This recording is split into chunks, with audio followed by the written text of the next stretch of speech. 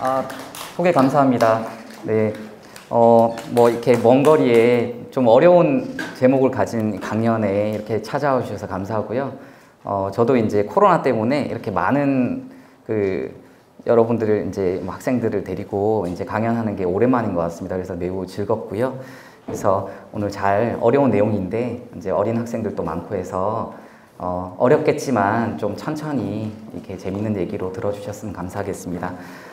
저는 아까 소개해 주신 것처럼 옆에 이제 가까운 곳에 있는 지스트의 고등과학기술연구소에서 일하고 있습니다.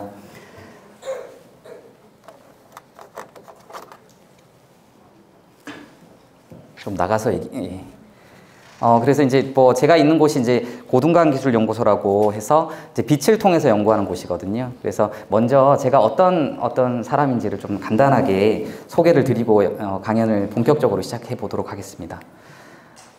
일단 저는 물리학자입니다. 그래서 강연 제목이 이제 유전자 가이라고 하니까 이제 생물학을 전공하지 않았을까 생각했을 텐데, 저는 일단 물리학자거든요. 그래서 이제 여러분들이 이제 물리학자 하면 어떤 걸 하는 사람일까 얘기를 할 때 제가 많이 소개하는 자료거든요.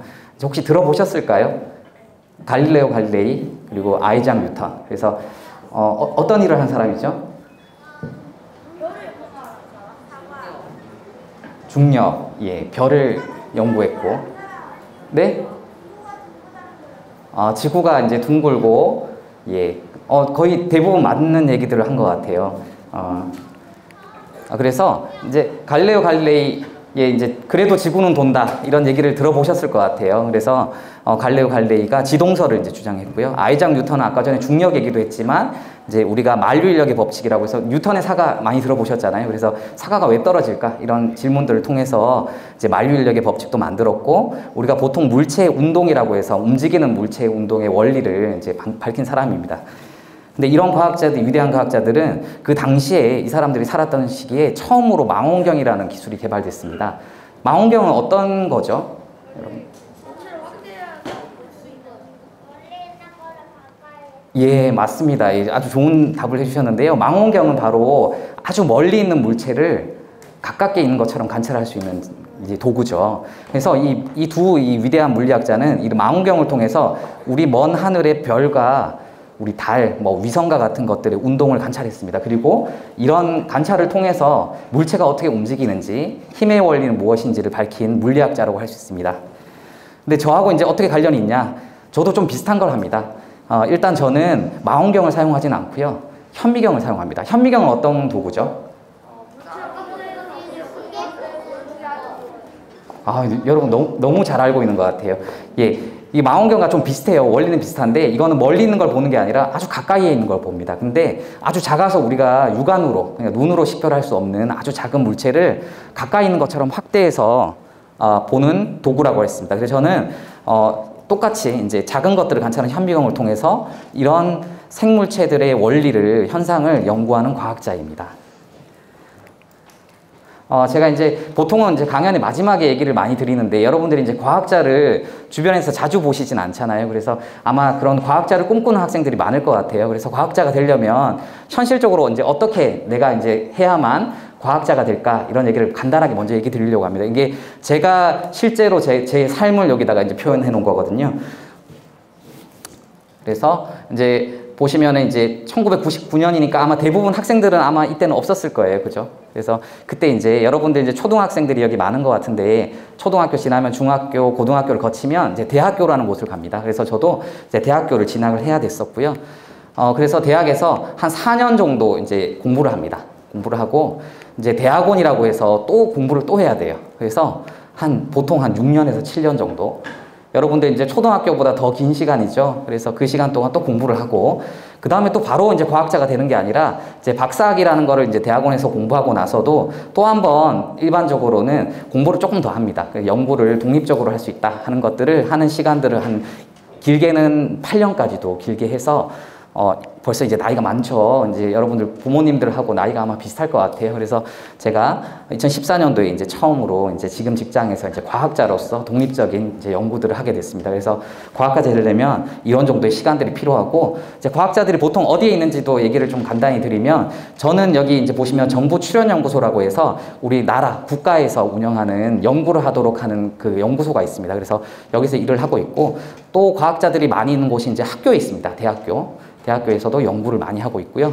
그 다음에 여러분들 뭐 아마 들어봤을 것 같은 기업들도 있을 텐데, 이런 민간 기업에서도 과학적인 연구들을 하는 곳들이 있습니다.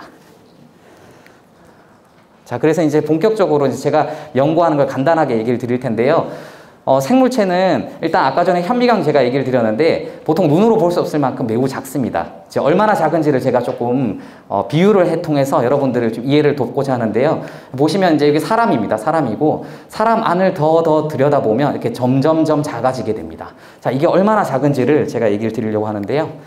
비유를 위해서 저희 여러분들 머리카락 이제 지금 뽑아봐도 될 텐데, 머리카락 매우 가늘죠? 매우 가늘어요. 그래서 눈으로 보면 머리카락이 잘 안 보여요. 또 특히나 여러분들 부모님들 아마 이제 저도 이제 시작이 됐는데, 노안이 오면 이제 나이가 들면 그것도 잘 안 보여요. 그래서 그냥 볼 수는 없고, 특수한 현미경을 통해서 자세히 보니까 이게 실은 머리카락이거든요. 머리카락의 이 두께는 한 0.1mm. 이제 여러분 아마 단위를 모르는 친구들도 있어서 그냥 제가 이제 비유를 위해서 머리카락을 먼저 가지고 왔거든요. 자, 우리 생물체를 이루고 있는 가장 기본적인 단위를 아마 배운 친구들도 있고 아닌 친구도 있을 것 같아요. 가장 작은 거를 뭐라고 하죠? 예, 세포로 이루어져 있어요. 그래서 우리 몸 안을 쪼개고 보면 기본적인 단위가 이런 세포예요. 그래서 여러분들 지금 몸을 딱 들어서 이제 피부를 볼 수도 있고, 여러분들의 뭐 눈 아니면 어디를 봐도 이제 그런 것들을 이루고 있는 기본적인 요소가 바로 세포입니다. 그래서 피부에 있는 세포를 피부세포라고 하고, 여러분 몸속 안에 있는 장기들의 뭐 폐라든가 위 이런 것들을 이루고 있는 세포들도 있습니다. 이런 세포들은 일단 매우 작은데요. 얼마나 작을까요? 자, 이 머리카락 이 두께 안에 몇 개나 들어갈지를 제가 한번 비유를 해봤어요. 일단 세포는 이 얇은 이 아주 가는 머리카락에 한 1개에서 10개 정도가 들어갑니다. 그래도 상당히 좀 크긴 크죠. 근데 눈으로는 잘 안 보여요. 그래서 보통 현미경이라는 걸 통해서 세포를 보게 됩니다. 근데 이런 세포들도 다른 것들로 이루어져 있어요. 그리고 이제 여러분들 대장균이라고 들어봤나요? 예, 대장균 뭐 상한 음식 먹으면 나쁜 대장균 때문에 배탈도 나고 하는데, 여러분들 뱃속의 장에 이제 살고 있는 세균입니다. 이 세균은 일반적으로 이것도 세포거든요. 세포인데 이제 단세포 생물이라고, 이 세포 하나가 그냥 생명체입니다. 이 대장균의 크기는 사람의 세포보다 조금 더 작아요. 그래서 그 크기는 머리카락 두께에 한 100개 정도 들어갑니다. 매우 작죠. 근데 이것도 현미경으로 아직 볼 수는 있습니다. 그런데 여러분 좀 익숙한 이름이 있죠, 여기. 코로나19 바이러스. 저희 뭐 한 3년간 저희 삶을 아주 힘들게 하고 있는 이 바이러스가 있습니다. 근데 바이러스 눈으로 보기가 어려워요. 매우 작거든요. 얼마나 작은지를 또 비유를 해보면, 바이러스는 여러분 이렇게 가는 머리카락 안에 이 두께 안에 1000개가 들어갈 정도로 매우 작습니다. 그래서 이거는 현미경으로는 볼 수가 없습니다. 그리고 오늘 제가 좀 자세히 얘기 드릴 거는 바로 이런 세포들을 또 이루고 있는 더 작은 것들이 있는데, 여러분들 아마 중학생들은 이제 분자라는 말을 들어봤을 텐데 아마 초등학생들은 많이 못 들을 것 같아요. 그래서 제가 좀 이름을 달리해서 생체기계라고 이제 붙여서 적어왔는데, 이제 생체분자라고 하는 겁니다. 그래서 이 생체분자는 이 세포를 이루고 있는 작은 것들인데, 이런 종류들 중에 대표적인 것들이 이제 단백질 같은 것들이 있거든요.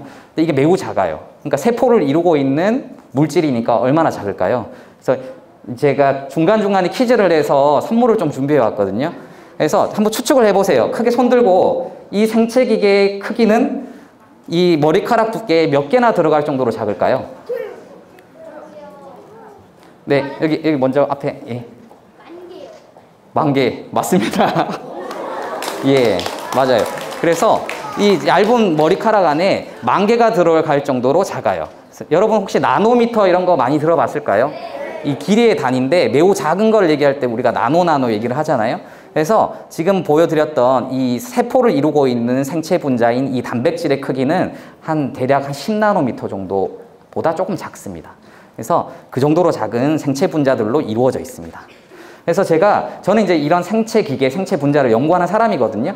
그래서 여러분 몸속에 지금 이미 이런 많은 것들이 있어요. 그래서 한 2가지 정도 생체 기계, 생체 분자, 단백질을 소개해 드릴 텐데, 이게 대표적인 것 중에 하나인 우리 몸속 세포에서 세포를 살아가게 하기 위해서 필요한 기계입니다. 그 중에서 제가 따로 이름을 한번 붙여봤는데, 짐꾼 단백질이라고 제가 이름을 붙여봤어요. 왜 그러냐면, 아까 전에 매우 작다고 얘기했던 이 생체 기계가 우리 몸속 세포 안에서 큰 물질을 이동하는 실제 짐꾼입니다. 이 실제 모양이 이렇게 생겼고, 실제 운동을 이렇게 한다고 과학자들이 이미 밝혔습니다. 이건 물론 이제 재구성한 그냥 만화라고 보시면 되는데요. 보시는 것처럼 이 짐꾼 단백질은 자기 몸집보다 많게는 10배, 100배 정도 큰 가방을 들고 다녀요. 그러면서 매우 긴 길을 따라서 저렇게 성큼성큼 걸어갑니다. 처음에 이 단백질 연구할 때는 이게 설마 사람처럼 저렇게 2발로 저렇게 정말 뚜벅뚜벅 걸을까? 그런 거에 대한 논란이 있었거든요. 근데 현미경을 이제 연구하는 사람들이 아주 잘 관찰해 보니까 실제 사람처럼 저렇게 2개의 발을 이용해서 큰 트랙을 따라서 저렇게 성큼성큼, 저희가 이게 V웍이라고 하는데 이렇게 걸어간다는 걸 밝힌 바가 있습니다. 그래서 이런 묘한 이 생체 기계가 여러분들 몸속 세포에는 매우 많이 있습니다. 이제 2번째는 DNA라고 하는 물질이 저희 세포 안에는 또 있거든요. 그런데 이 DNA는 복제가 됩니다. 예를 들어 한 가닥의 DNA가 2개로 늘어나는 거거든요. 근데 이걸 하는 단백질을 저희가 DNA 복제 단백질들이라고 하는데, 실제로 이렇게 긴 DNA를 따라서 이런 단백질들이 협동하면서 여러 개가 복제를 하게 됩니다. 그래서 이런 DNA라는 물질 한 개를 2개로 만드는 이런 단백질도 있습니다. 자, 근데 이제 제가 생체 분자, 생체 기계 2개를 소개해 드렸는데, 이게 얼마만큼 대단한 기계인지를 조금 비유를 해보려고 그래요. 그래서 DNA를 복제하는 이 기계를 저희가 현실 세계로 가져와 봤습니다. 실제로는 DNA는 매우 가늘거든요. 근데 그거를 저희 실제 도로 크기 정도, 그러니까 우리 여러분들 차도 기억나죠? 그 차도 정도로 크게 이제 생각을 해보는 거죠. 비유를 해보면 이 기계가 얼마만큼 위대한지를 알 수가 있는데요. 먼저 DNA를 복제하는 분자 크기는 정말로 택배 트럭 정도 크기로 생각할 수가 근데 이 DNA를 복제하는 기계는 얼마나 어려운 일을 하고 있냐면 10cm마다 택배를 배달할 만큼 자주 일을 해요. 그리고 이걸 또 다시 환산해서 비유를 해보면 이런 택배 트럭의 속도는 시속 600km. 여러분 KTX 타봤을까요? 이 KTX의 딱 2배 정도 속도거든요. 그러니까 우리 몸속에서 매우 작은 기계가 이렇게 빠르게 어려운 일들을 하고 있거든요. 근데 더 놀라운 건 뭐냐면 이런 택배 배달을 하면서 10cm마다 여러분 일을 한다고 생각해 보세요. 근데 그거를 총 1700km에 한 번밖에 실수를 안 해요. 그러니까 거의 완벽한 기계라고 볼 수 있죠. 그러니까 여러분 몸속에 작은 세포라는 세상에서 이 DNA를 복제하는 기계는 정말 대단한 기계입니다. 빠르고 정확하고 일을 열심히 하고 있는 기계죠. 그래서 저는 이런 생체 기계들을 연구하고 있거든요. 자, 오늘 이제 그 강연의 이제 주 주제는 바로 유전자 가위인데, 이 유전자 가위도 생체 기계입니다. 매우 작고요. 그리고 대단한 일들을 하고 있습니다. 자, 그래서 여러분 제가 이제 유전자 가위를 처음 설명하고자 이제 하면서, 여러분 가위라는 거는 잘 알죠? 가위는 뭐 하는 거죠? 자르는 거죠. 그죠? 많이 써봤을 거예요. 그죠? 자, 근데 뭘 자르냐면 바로 유전자라는 걸 잘라요. 근데 유전자는 좀 생소하지 않나요? 유전자 많이 들어봤어요? 아, 많이 들어봤어요. 근데 못 들어본 친구들도 있어서 제가 이 뜻풀이를 좀 해봤어요. 이 유전자는 한자어거든요. 여러분 한자 공부하는 친구들도 있을 텐데, 이 유전이라는 뜻은 이게 남길 유, 전할 전. 그러니까 남겨서 전하는 무언가예요. 근데 그거를 자르는 게 바로 유전자 가위입니다. 자, 좀 더 구체적으로 과연 그래서 유전자가 무엇일까, 유전이란 무엇인가를 먼저 비유를 좀 해보려고 하는데, 아마 엄마 아빠들은 다 아실 거예요. 근데 아마 여러분들은 TV도 잘 안 보는 친구들이 많을 것 같아서 잘 모를 것 같은데, 이 개그맨입니다. 남희석이라는 개그맨인데, 요 세 사람 어떤 관계일 것 같아요?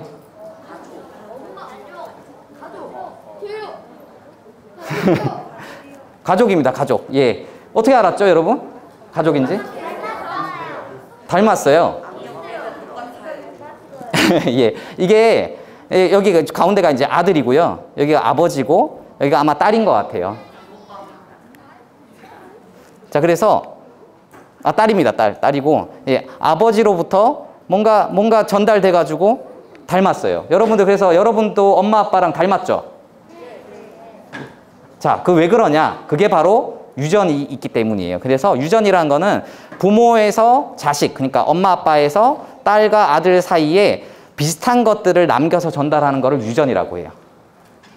자, 그래서 그렇기 때문에 오랑우탄, 이게 오랑우탄인가요? 침팬지인 것 같아요. 침팬지의 엄마 아빠가 아이를 낳으면 펭귄이 안 나오고 침팬지가 나오죠. 그리고 미어캣도 엄마 아빠한테는 미어캣만 나와요. 그죠? 사람도 사람 아들이 나오는 거고요. 그죠? 자, 이건 모두 다 부모로부터 자식한테 어떤 공통적인 비슷한 특성이 전달되는 유전이라는 현상 때문이에요. 자, 그러면 여러분, 아까 유전 때문이라고 했는데, 아빠, 엄마를 그래서 유전 된다고 했는데 왜 그럴까요? DNA가 복제돼서.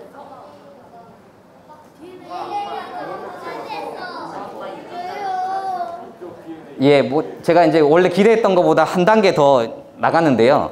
자, 일단 먼저 사람들이 옛날에도 과학자들이 뭔가 안을 들여다보기 전에도, 살아보니까 엄마 아빠하고 닮은 자식들만 태어나잖아요. 그래서 왜 그렇게 닮을까? 이런 질문들을 던졌던 거죠. 그래서 근래 들어서야 뭔가 실제 엄마 아빠로부터 유전되는 물질이 반반 자식으로 물려지기 때문이다. 그래서 즉 유전 물질, 어떤 물질이 엄마 아빠에서 나와서 여러분들 몸에 뭔가 있기 때문에 여러분이 엄마 아빠를 닮게 되는 겁니다. 그래서 그게 이제 유전이 일어나는 이유인데요.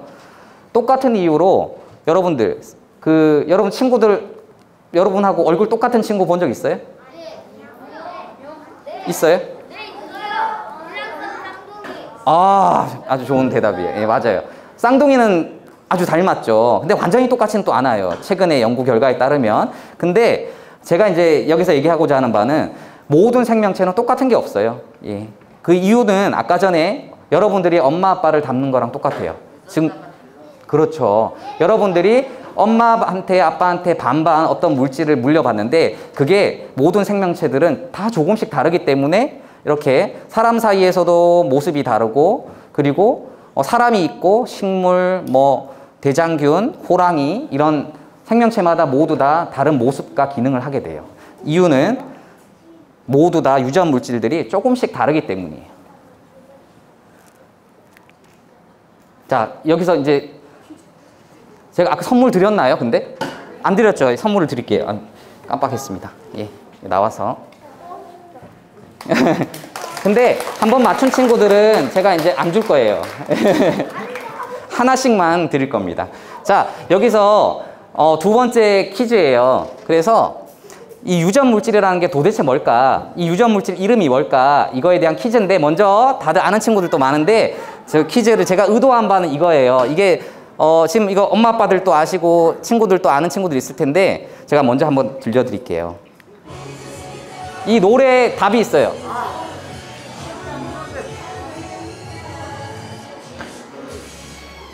지나갔는데? 예. 이게 아마 이 아이돌 그룹이 자, 이번에는 다른 친구한테 기회를 줄게요. 자, 누구? 예, 너무 쉬운 제가 기회가 또 많거든요. 여기 앞에 있는 여자친구 뭘까요? DNA. 예, 맞습니다. 그래서 예, 여러분 기회가 많아요. 제가 선물을 많이 갖고 왔거든요. 예. 자, 그래서 제가 이제 여러분 이제 아는 친구들도 많을 것 같은데 이제 아까 처음에 제가 이제 유전 물질이 뭘까 이런 얘기를 할 때 좀 어려운 용어에서 저는 잘 모를 줄 알았는데 대부분 알고 있네요. 이 DNA입니다. 그리고 이게 BTS에 얼마 전에 이제 활동을 이제 잠정적으로 쉬겠다고 했던 아주 유명한 아이돌 그룹인 BTS의 DNA라는 노래거든요. 그래서 이 안에 가사에 보면 이제 DNA가 나오고 뭔가 유전 이런 얘기들이 나와요. 그래서 이런 우리 몸속에 엄마 아빠로부터 전달되는 이 유전의 물질은 DNA입니다. 자, 두 번째 퀴즈, 세 번째군요. 예, 이 DNA는 우리 몸속에 어디에 있을까요? 자, 이름을 외치면서 누가 할까? 네, 저기 안경 낀 친구. 세포 안에. 예, 세포에 어디에 있을까요? 세포에 맞습니다. 이제 네, 이제 또 많아요, 여러분. 네. 자, 그래서 이 유전되는 물질 DNA는 우리 몸 속에서도 아까 우리 몸을 이루고 있는 세포가 있다 그랬잖아요. 그 세포 안에 세포핵 안에 있습니다. 이 위치하고 있는데, 자, 그래서 아까 뭐 간단히 얘기 드렸던 것처럼 사람 몸은 이게 잘게 들어가 보면 우리 몸을 이루고 있는 뭐 심장과 같은 기관이 있고 그걸 이루고 있는 조직이 있는데 가장 기본되는 이 요소가 바로 세포입니다. 그럼 여러분 몸속에는 세포가 엄청 많아요.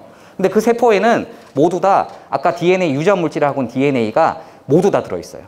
빠짐없이 들어있습니다. 근데 그 DNA는 팔에 있든 심장에 있든 어디에 있든 똑같은 정보를 담고 있어요.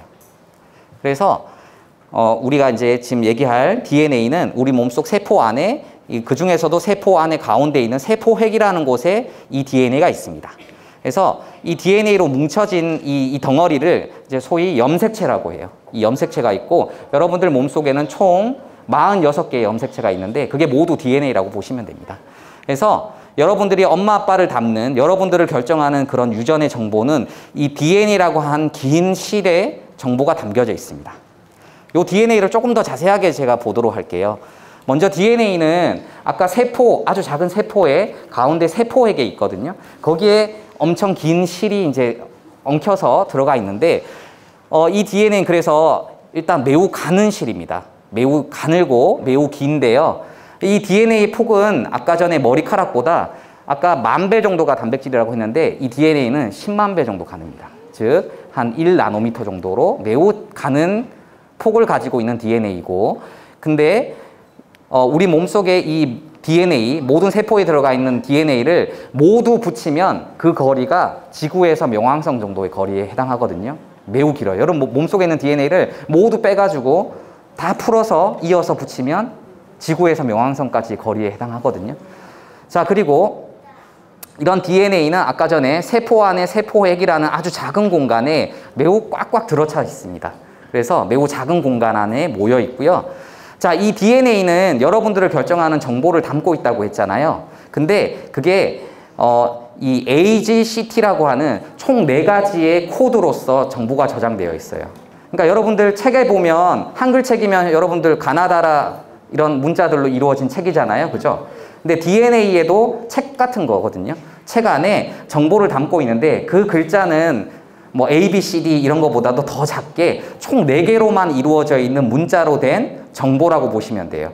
그래서 4개 종류의 글자로 이루어진 총 30억 개 글자로 이루어진 책이 여러분 세포 안에 한 권씩 들어가 있다고 보면 돼요.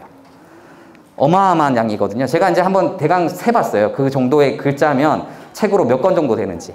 일반적인 책으로는 좀 두꺼운 책으로 한 1000권 정도의 정보가 여러분들 세포의 그 작은 공간 안에 정보가 담겨져 있습니다. 그래서 나를 나타내는 모든 정보가 기록된 책 한 권이 여러분 세포에 다 들어가 있고 그 책은 모든 세포에 똑같은 책들이 들어가 있어요. 자, 여기서 제가 이게 물음표를 또 해놓은 게 이제 퀴즈거든요. 자, 그러면 여러분 세포 하나에 DNA 한 개가 있는데 그 한 개를 펼쳤을 때는 길이가 어느 정도 될까요? 퀴즈입니다. 엄마는 안 됩니다. 예. 저기 뒤에 학생.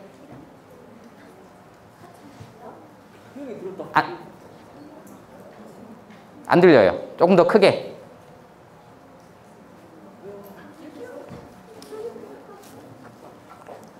선생님, 저희 마이크 좀, 예, 저기 끝에 있는 친구.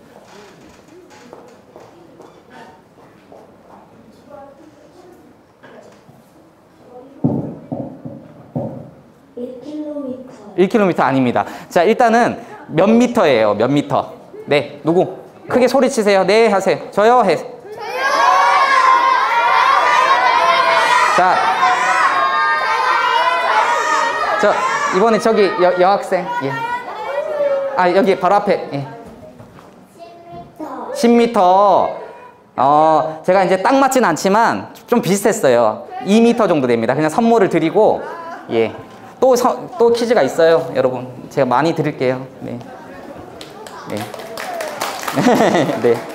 자, 그래서 여러분들 한 개의 그 세포 안에 있는 DNA를 펼치면 2m가 되고 여러분 몸속의 DNA를 모두 붙이면 지구에서 명왕성 거리가 됩니다. 그래서 매우 많은 정보들이 여러분 몸속에 있다고 보시면 돼요.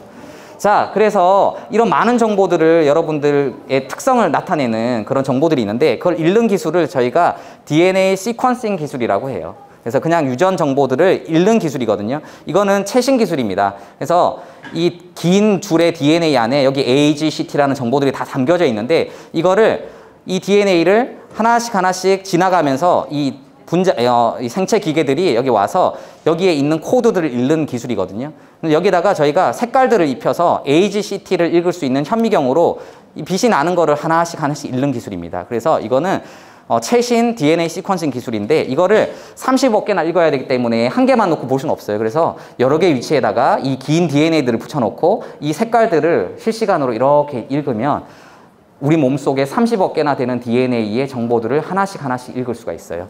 그래서 여러분들 몸속에는 이게 다 다르거든요. 이런 DNA 안에 이 정보들을 AGCT를 전부 하나씩 읽는데 최신 기술들은 이걸 매우 빠르게 하고 있습니다. 그래서 DNA에 저장된 유전 정보를 읽는 기술을 사람들은 읽고 싶어 했어요. 그래서 처음 시작한 게 1990년이라고 매우 옛날이죠. 저도 초등학생일 때 시작한 거고 그 당시에 이제 사람의 전체 30억 개 유전 정보를 한번 다 읽어보자. 우리 한번 읽어보자 해서 과학자들과 이제 나라에서 이런 프로젝트를 만들었어요. 그래서 인간 게놈 프로젝트라고 하는 프로젝트를 열었는데 이게 최종적으로 한 사람의 유전 정보를 다 읽기까지 걸린 시간이 무려 처음 시도는 13년이 걸렸습니다. 그리고 그 사람은 누구냐면 DNA의 이중나선 구조 들어본 친구들 있죠. 그래서 이중나선 구조를 밝힌 과학자가 이제 2명이 있거든요. 그래서 왓슨과 크릭이라는 과학자인데 그 왓슨이 이제 미국에서 이런 유전자 DNA와 관련된 매우 유명한 석학이었는데 그래서 그 사람의 유전자를 처음 읽었어요. 인류 최초로 읽은 DNA가 이제 제임스 왓슨의 이제 DNA를 읽게 됐는데 13년이 걸렸습니다. 그래서 매우 오래 걸렸고 힘들었고 돈도 많이 들었거든요. 그런데 최근에는 이 유전자를 읽는 기술이 매우 대중화되었어요. 그래서 여러분들 아마 여기서 제일 가까운 병원이 첨단병원이죠. 첨단병원 가서 의료적인 목적으로 유전자 검사를 요청하면 여러분들의 30억 개 유전 정보도 아마 그렇게 비싸지 않은 금액으로 이제 할 수가 있거든요. 그래서 제가 비교를 해봤습니다.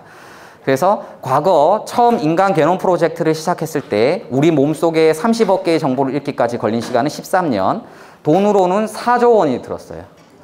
그리고 그 사람은 제임스 왓슨 딱 한 명이었거든요. 근데 지금 이 시점에서 현재 여러분들 포함한 이런 DNA 30억 개 정보를 읽는 데에 필요한 시간은 하루면 됩니다. 하루. 그리고 자, 누구나 가능해요. 근데 물론 우리나라에서는 치료적인 목적이 있을 때만 가능한데 일본이나 미국 같은 경우에는 그냥 원하면 할 수 있어요. 그래서 여기 미국 회사인데 이 23andMe라고 하는 회사는 미국에서는 의뢰하면 여러분 정보를 이렇게 이게 USB 같은 이런 데다 담을 수 있는 그런 게 가능한데요. 자, 이게 물음표가 있는데 이거 또 질문입니다. 자, 그럼 한 명 전체 유전자를 현재 하는데 드는 비용을 얼마일까요? 저기 맨 뒤에 저기 거미 옷 입고 있는 친구. 크게 얘기해요. 네?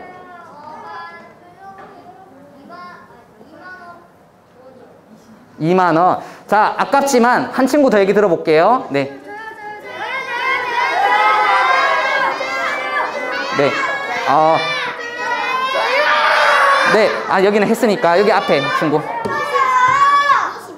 22만 원. 자, 제 생각에는 딱 맞추기는 어려워요. 두 친구 다 지금 괜찮거든요. 그래서 얼추 맞췄어요. 그러니까 여러분들이 이제 세뱃돈 많이 받으면 할 수 있는 정도라서 두 친구 다 주셨으면 좋겠는데 2만 원, 20만 원 나왔는데 그 중간 정도 됩니다. 한 10만 원 정도. 그래서 이 사람 한 명의 전체 유전자를 분석하는 드는 비용이 현재로는 10만 원이면 가능합니다. 물론 병원에서는 좀 비싸요. 저도 이제 저 유전자 분석을 해보자고 병원 갔더니 뭐 선생님이 이제 얘기하신 적이 있는데 지금 아마 병원에서 하면 뭐 한 50만 원, 100만 원 정도 드는데 실제로 이제 이거를 유전자를 분석하는 데 드는 비용, 그러니까 소요되는 비용은 10만 원이면 기계에서 충분히 가능한 정도로 아주 기술적으로 많이 발전이 됐습니다. 자, 그러면 이런 유전자 정보를 읽는 기술이 우리 사회를 어떻게 바꿨는지 먼저 살펴보려고 하는데요. 자, 혹시 아마 친구들은 대부분 못 봤을 것 같아요. CSI. 아마 이게 15세 관람가 정도 될 것 같은데. 그리고 이제 이게 최근에 또 우리나라에서만 했던 그 건법남녀라는 또 드라마거든요. 그리고 뭐 살인의 추억은 아마 특히나 친구들은 모르지만 엄마 아빠는 아실 텐데 다 이게 공통적인 게 뭐냐면 여러분 범죄 현장에 가면 뭐 아주 끔찍한 사건도 있고 아니면 뭐 도둑질을 누가 했는데 범인을 잡겠다. 그러면 현장에 가서 뭘 하냐면 뭐 피, 혈흔이나 뭐 도둑의 머리카락이 혹시 떨어져 있는지를 보게 돼요. 그러면 거기에도 세포는 있죠. 그죠? 세포는 있고 그 세포 안에 DNA를 추출하면 아까 전에 DNA 정보를 읽을 수가 있겠죠. 그러면 그 유전자를 정보를 읽으면 그 사람이 누구인지를 추적할 수가 있어요. 그래서 범죄 현장에서의 과학 수사가 될 때 이 유전자 분석 기술이 쓰이고 있습니다. 그리고 뭐 아마 부모님들은 다 아실 것 같은데 최근에 이 살인의 추억이 30년 된 미제 사건이었는데 범인이 밝혀졌잖아요. 이제 그것도 30년 전보다 훨씬 발전된 유전자 분석 기술 때문에 가능했던 거거든요. 그래서 이런 것들이 쓰일 수가 있고 또 하나 예시로는 개인 맞춤형 의료라는 게 있습니다. 이제 실제로 이제 병원에서 이제 이루어지고 있는 거거든요. 그래서 여러분들 아마 태어났을 때 안 했어요. 근데 아마 여러분들보다 더 어린 동생들이나 친구들은 이제 가능한 시대가 왔는데 뭐냐면 아이가 태어나면 이 친구의 DNA를 먼저 다 읽어봐요. 읽어보고 요즘은 기술이 발전해서 그 유전 정보를 통해서 이 아이가 어떤 향후에 어떤 질환, 질병에 아플 수 있는 그런 예측을 할 수가 있어요. 그래서 이걸 통해서 미래에는 태어나자마자 미래 건강한 상태나 신체적인 특징, 뭐 몸이 아프거나 이런 부분들을 미리 가능성을 예측할 수 있는 기술이 이루어져 있습니다. 그래서 이런 것들에 유전자 분석 기술이 쓰일 수가 있고 이것도 최근에 TV 프로그램에서 이제 나와서 좀 관심을 받았는데요. 이제 유전자 검사로 조상 찾기가 가능합니다. 여러분들은 어느 나라 사람이죠? 혹시 다문화 가정 친구들이 왔을지도 모르겠는데, 예. 그렇죠. 근데 여러분, 그래서 나는 한국 사람이야 했는데, 이 사람도 그랬어요. 나도 한국 사람이겠지 했는데, 여러분 조상들을 추적하고 가보면, 여기 한반도, 우리나라 땅에 살고 있는 조상만이 있지는 않을 수도 있어요. 그래서 검사를 해봤더니, 유전적인 정보 안에 다른 지역, 일본이나 몽골이나 이런 곳에 있는 유전 정보를 내가 가지고 있구나 이런 걸 추적할 수 있어서 유전자 검사를 통해서 내 조상이 어느 나라, 어느 지역에 내가 조상을 가지고 있는지도 찾을 수가 있습니다. 그리고 이제 유전자 분석 기술을 얘기할 때 많이 드는 얘기거든요. 혹시 이분 아실까요? 여러분? 네, 누군지 예, 여기 학생 맞아요. 선물 드릴게요. 원래 예정된 퀴즈는 아니었는데, 예, 맞습니다. 저는 모를 줄 알았거든요. 이제 실은 돌아가신 지도 좀 오래됐고, 이제 여러분 아직 스마트폰에 익숙하지 않을 줄 알았는데, 예. 이 스티브 잡스는 이제 애플이라고 하는 우리가 이제 스마트폰의 아주 세계적인 회사죠. 이 회사의 창업자입니다. 그래서 엄청 부자였습니다. 그 당시에도. 근데 아쉽게도 췌장암이라고 하는 아픈 아주 큰 병에 걸려서 돌아가시게 됐거든요. 그 당시도 이미 엄청난 부를 가지고 있긴 했는데 그래서 자기 맞춤형 이 어떤 치료를 위해서 자기 유전자 정보를 한 3번 정도 분석을 완전히 했다고 해요. 그래서 근데 아쉽게도 그 시기가 좀 늦어가지고 그거에 맞는 의료를 혜택을 보지 못해서 돌아가셨는데 하지만 이제 유전자 분석 기술이 이제 알려지게 된 계기가 됐고요. 그리고 두 번째로 저희가 이제 많이 얘기하는 건데 여기는 알죠, 여러분? 누구죠? 마동석이죠. 여러분 여기는 알까요? 잘 모르죠. 근데 엄마 아빠들은 아마 잘 알 거예요. 그죠? 되게 유명한 헐리우드 배우인데 안젤리나 졸리라는 배우입니다. 근데 이 안젤리나 졸리는 이 유전자 분석에 대한 어떤 되게 큰 변화를 가져온 사람이거든요. 그래서 이 안젤리나 졸리가 어떤 걸 했냐면 이 안젤리나 졸리의 엄마와 이모나 이런 그 가족들이 실은 되게 아픈 병에 걸렸어요. 그래서 유방암이라는 병에 걸려서 가족을 잃은 경험이 있기 때문에 근데 이 유방암은 많은 과학자들이 연구를 해보니까 이제 유전적으로 전달된다는 게 알려져 있었고 그런 병을 유발하는 유전적 변이가 이미 연구가 돼 있었어요. 그러니까 유전 정보를 읽으면 이 사람이 유방암에 걸릴지 안 걸릴지 그 위험성을 저희가 알 수 있다는 것들이 보고가 됐고 그래서 이 안젤리나 졸리는 자기 유전자를 전부 다 읽었습니다. 그 당시에 2015년도 정도 됐던 것 같아요. 13년이군요. 예. 그래서 그 자기 유전 정보를 전부 다 읽어서 봤더니 역시나 엄마하고 이모처럼 유방암에 걸릴 수 있는 유전적 변이를 발견합니다. 그래서 이 안젤리나 졸리는 뭘 했냐면 여기 이제 제가 쫙 적었는데 그래서 유전 정보를 다 읽어보니까 그런 유전자를 가지고 있고 그래서 예방적으로 아직 병이 걸리진 않았는데 혹시 걸릴지 모르니까 유방암을 이제 미리 조치하기 위해서 유방 절제 수술을 해요. 그러니까 아직 아프진 않지만 그 부위를 먼저 도려냅니다. 그래서 그런 시술을 하게 되는데 이제 이런 것들을 이제 뉴욕타임즈에 이제 자기가 그렇게 했다는 거를 이제 기고를 하게 되는데 이걸 통해서 사람들이 유전자 분석이라는 게 이렇게 세상을 바꾸는가라는 어떤 인식의 변화를 가져오게 됐습니다. 자, 그런데 제가 여기서 드리고 싶은 얘기는 유전 정보를 다 읽어보니까 내가 아플 수 있어요. 그러면 안젤리나 졸리는 어떻게 했죠? 그냥 떼어냈죠, 그냥. 그러니까 아프기도 전에 그냥 그 부위를 떼어냈습니다. 그거 되게 힘든 일이거든요. 수술도 받아야 되고 되게 아픈 일이고 살면서 불편하잖아요. 그죠? 근데 더 근본적으로는 뭐 어떻게 하면 되냐면 우리 몸 안에 그런 병을 일으킬 수 있는 유전 정보를 발견을 하면 그 정보를 바꾸면 좋겠죠. 변이가 있으면 그 부위를 아프지 않도록 유전 정보를 바꾸는. 자, 그런 상상 속의 기술이 바로 오늘 제가 시간이 이미 많이 지났지만 빠르게 또 얘기 드릴 유전자 편집 기술입니다. 그러니까 유전자 가위로 유전자를 바꾸는 거죠. 자, 그래서 유전 정보의 편집 기술의 이 시초는 뭐냐면 이 인슐린이라는 물질을 이제 인공적으로 만드는 기술입니다. 이게 최초의 유전 정보 편집 기술이거든요. 여기서는 유전자 가위를 사용한 건 아니고 제한 효소라고 하는 원래 세균에 존재하는 효소를 사용했습니다. 이걸 통해서 유전자를 바꾸는 재조합 기술을 만들게 됩니다. 이걸 한 과학자는 허버트 보이어라고 하는 과학자거든요. 이제 1903 옛날 사람이죠. 옛날 사람인데 1976년도에 처음으로 이 기술을 이용한 세계 최초의 바이오 벤처 기업을 만들었어요. 제넨텍이라는. 그래서 매우 큰 부자가 됐습니다, 실제. 근데 이 기술을 간단하게 얘기를 하면 이 제한 요소를 이용해서 이 세균 안에 있는 플라스미드라는 DNA 안에 사람 몸속에 있는 인슐린을 만드는 유전자를 잘라서 여기 집어넣습니다.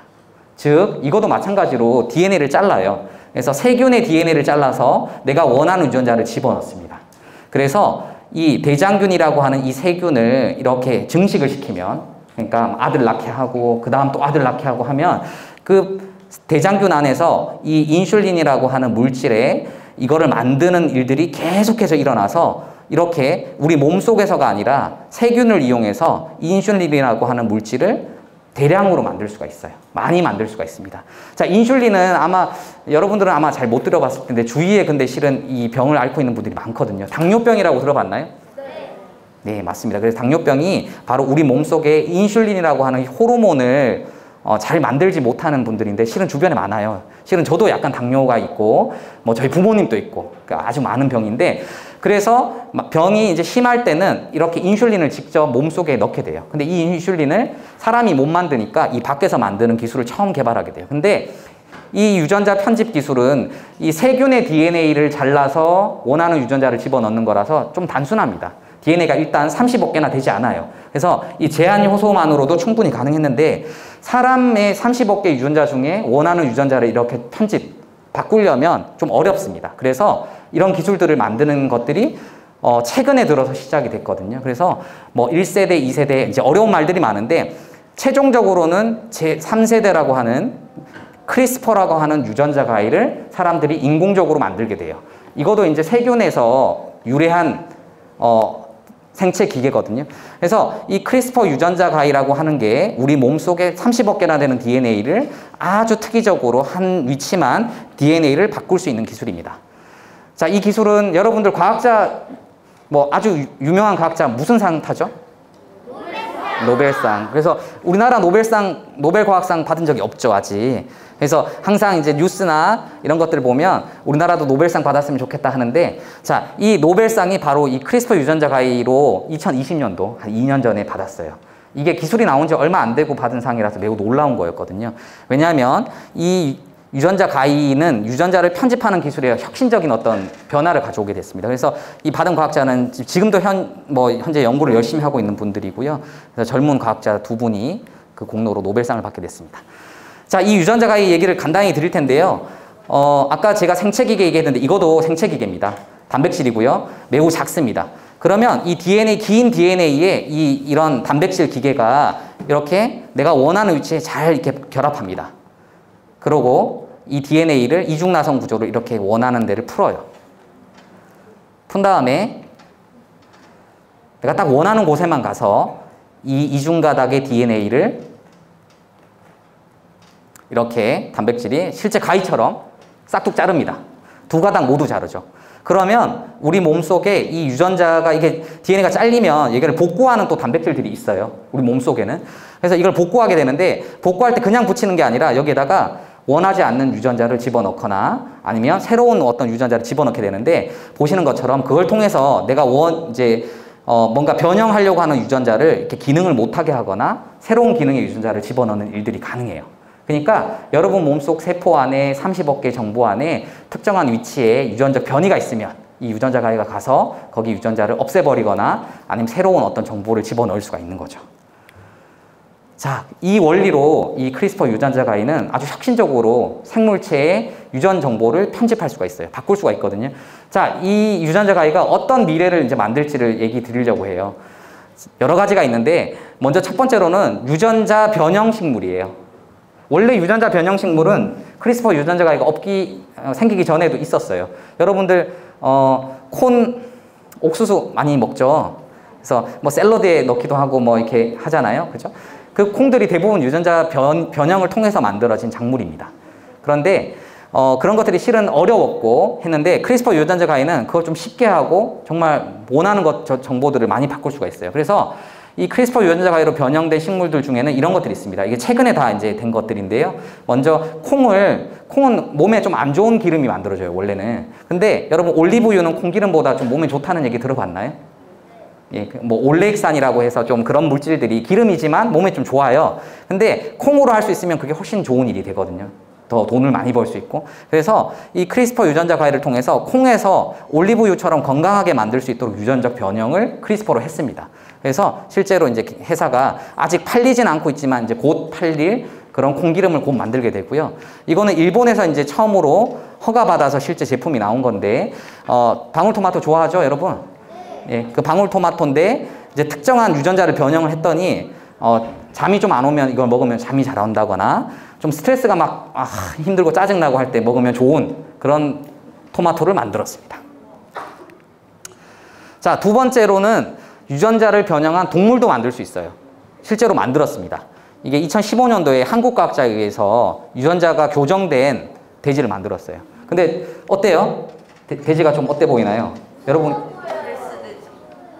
여러분 알던 돼지보다 좀 어때요? 좀 약간 근육도 많고 좀 그렇죠, 그죠? 그래서 돼지인데 근육이 엄청나게 많게 만들었어요. 뭐 이유는 이제 어떤 근육 만드는 거를 억제하는 유전자를 없애버린 겁니다. 그랬더니 몸의 근육이 과도하게 발달하게 돼요. 조금 약간 기분은 좋지 않은데 다만 이렇게 동물을 변형할 수 있어요. 그래서 소위 슈퍼돼지라고 이렇게 부르는 이런 기술을 통해서 실제 만들었는데 2017년도에 그 봉준호 감독의 영화죠. 옥자. 여기에 실제 이걸 모티프로 해서 이런 유전자가 변형된 동물, 아마 슈퍼돼지 형태의 이런 것들을 영화로 만들기도 했습니다. 근데 실제로 아직 이런 돼지들을 이제 여러분들이 먹을 수는 없지만 이제 과학적으로, 기술적으로는 이런 돼지들을 실제 만들 수가 있어요. 이런 것들이 이제 크리스퍼 유전자 가위를 통해서 가능하고요. 그리고 또 세 번째로는 유전자 드라이브라고 하는 기술입니다. 이건 뭐냐면 해충을 박멸하는 기술이에요. 그래서 간단하게 원리를 얘기 드리면 일반적으로 예를 들어 모기들이 있으면 아이를 가질 수 없는 모기가 있을 수 있어요. 불임 유전자를 가진 모기. 그러니까 얘는 아이를 못 낳고 얘는 아이를 낳을 수 있는데 이렇게 짝짓기를 해서 자손을 이렇게 만들면 일부는 계속 이제 아이를 못 낳는 모기가 되긴 하지만 낳을 수 있는 모기들도 많이 생겨요. 그런데 유전자 가위를 이용해서 유전자를 편집하게 되면 이 불임 유전자를 좀 강화시킬 수가 있어요. 즉 뭐냐면 애를 못 낳는 모기하고 낳는 모기를 짝짓기를 해서 후대로 전달될 때는 아이를 못 낳는 유전자가 더 많이 전달될 수 있도록 할 수가 있거든요. 그래서 그렇게 되면 우리가 이런 모기를 자연계에 풀어놓으면 최종적으로 어떻게 될까요? 우리 주변에 있는 모기들이 이렇게 아이를 낳을 수 없는 모기들이 많아지고 그러면 어떻게 될까요? 해충이 박멸되겠죠. 그래서 매우 위험한 기술이긴 하지만 우리 사람한테 진짜 유해한 생명체라면 이런 유전자 드라이브를 통해서 박멸할 수도 있습니다. 근데 아직까지는 적극적으로 활용되고 있지는 않습니다. 그리고 마지막으로는 우리 질병을 치료하는 데도 쓸 수가 있습니다. 암 치료를 할 수 있는데 우리 여러분들 면역세포 들어봤나요? 면역세포? 예. 우리 몸이 어떤 세균이나 아니면 뭐 암세포나 이런 것들이 있으면 그거를 없앨 수 있는 면역세포가 있어요. 근데 그 면역세포가 원래는 암세포를 파괴해야 되는데 그걸 파괴하지 못하는 유전자가 원래 있거든요. 그래서 우리 아픈 환자가 있으면, 암 환자가 있으면 거기서 이 면역세포를 꺼내서 암세포를 공격하지 못하게 하는 유전자를 없애가지고 그 면역세포를 다시 몸 안으로 집어넣게 되면 이 암 환자가 암세포에 저항할 수 있는 힘이 늘어나겠죠. 그래서 이런 면역세포 기술의 이 크리스퍼 유전자 가위를 이용하면 암 환자의 질병 치료에도 도움을 줄 수 있습니다. 자, 그래서 실제로 일어나고 있는 일입니다. 이 유전자 가위를 이용해서 유전자를 변형하게 되면 이런 것들이 가능한데, 자, 그 놀랍게도 이런 미래는 옛날에 벌써 예측이 좀 됐어요. 영화에서. 그래서 제가 요거를 얘기 드리면 유전자 가위가 이만큼 세상을 바꿀 수 있구나를 좀 알 수 있을 것 같아서 가져와 봤는데요. 이게 1998년도 영화입니다. 제가 고등학교 3학년 때거든요. 부모님들은 아마 아시는 부모님들이 많은데 여러분들은 아마 잘 모를 것 같아요. 옛날 영화입니다. 아주 옛날에 나온 건데 가타카라고 하는 영화입니다. 그래서 여기 보시면 여기 영화 포스터에도 DNA가 그려져 있습니다. 그죠? 그래서 AGCT라고 하는 4개의 코드로 이루어진 DNA를 이렇게 그려놓은 겁니다. 그려놓고 이름을 가타카라고 이제 붙였는데, 이 영화는 실제로 DNA가 운명을 결정하는 미래를 여기 맞서는 주인공에 대한 이야기거든요. 근데 여기서 이제 아주 옛날에 나온 영화인데 이 일이 현실이 된 거예요, 지금. 그래서 간단하게 보여드리겠습니다.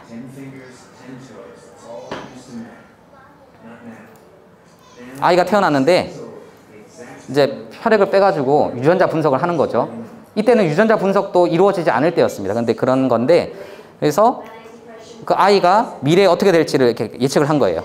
병이 걸릴 가능성이 높고, 뭐 심장 질환이 곧 있을 거고, 심지어는 이제 일찍 죽을지, 얼마만큼 살지까지도 예측할 수 있는 세상을 그려놨어요.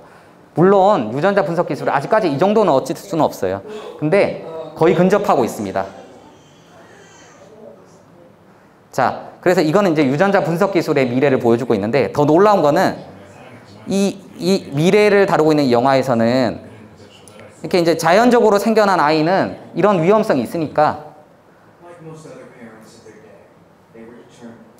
미래에는 인공수정과 어떤 기술들을 통해서 엄마 아빠의 좋은 점만 담게 만드는 거예요.